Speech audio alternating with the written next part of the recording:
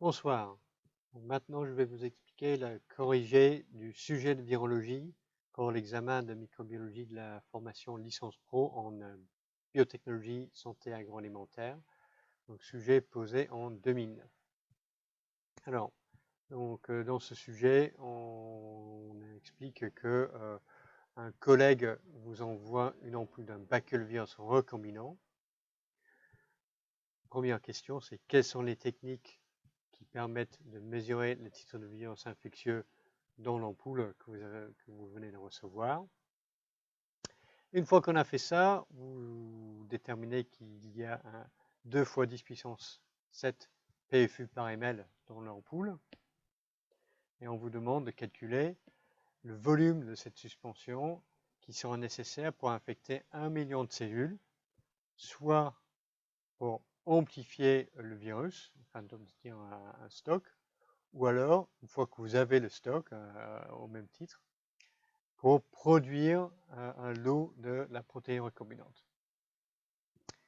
Et la dernière question, c'est de préciser que la protéine recombinante codée par ce baculovirus, c'est la protéine GAG du VIH, qui est la capacité de former des capsides virales vides, c'est-à-dire des pseudoparticules virales ou VLP, qui vont être sécrétées dans le milieu de culture. Et on vous demande de préciser une technique que l'on peut utiliser pour doser les VLP, quantifier les VLP qui sont produits. Donc, première question, quelles sont les techniques qui vous permettront de mesurer le titre du virus infectieux dans l'ampoule? Le point clé ici, c'est titre infectieux. Donc, on doit utiliser les techniques, soit le TCD50 ou des nombrons de Plagialis. On demande les techniques, donc il faut bien préciser les deux. Donc 0,5 points pour TCD 50, 0,5 points pour dénombrement de plage de Lise. Deuxième partie de la question.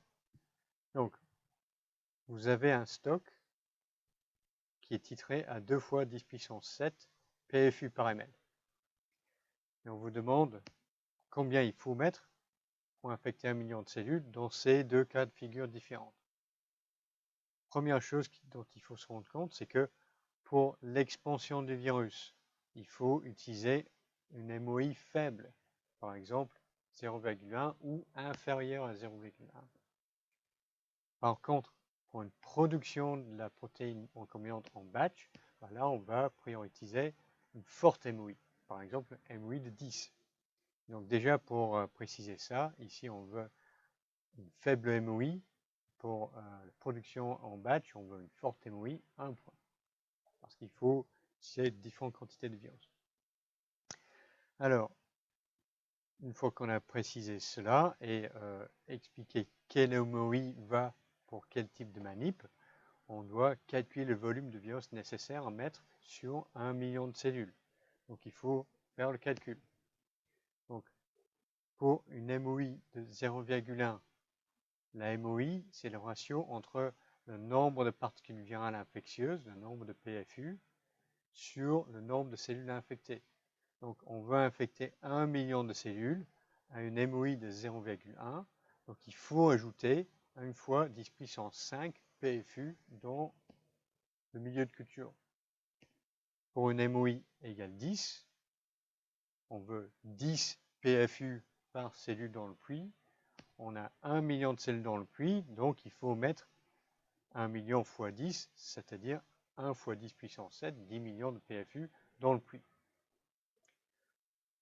Donc une fois qu'on a calculé ça, on regarde le titre qu'on a dans le stock pour calculer le volume de ce stock à ajouter dans le puits. Donc c'est plus facile à partir de la MOI 10 parce que on veut mettre 10 puissance 7 PFU dans le puits. Notre stock c'est à 2 fois 10 puissance 7 PFU par ml. Donc il faut mettre un demi ml, 0,5 ml de ce stock sur 1 million de cellules pour effectuer une infection à un MOI égal à 10. Donc une fois qu'on a calculé ça, les MOI 0,1, c'est plus facile à calculer parce que c'est 100 fois moins. Donc du coup, on aura besoin de mettre 0,005 ml soit 5 microlitres de notre stock de virus sur 1 million de cellules dans ce deuxième cas. Donc, 2 points pour le calcul à effectuer correctement. Dernière question. Donc, la protéine GAG, protéine recombinante exprimée par ce baculovirus, forme des VLP. Quelle technique peut-on utiliser pour doser les VLP? La chose à remarquer ici, c'est que les VLP sont formés des protéines virales. Donc on veut doser les protéines virales. Et donc c'est une technique ELISA qu'il faut utiliser ici. Car c'est la technique qui permet de quantifier les protéines virales. Pas des acides nucléiques, pas de titres infectieux. Et ELISA, pas un test sur bandelette parce qu'on veut quelque chose de quantitatif. Donc voilà pour le sujet 2009.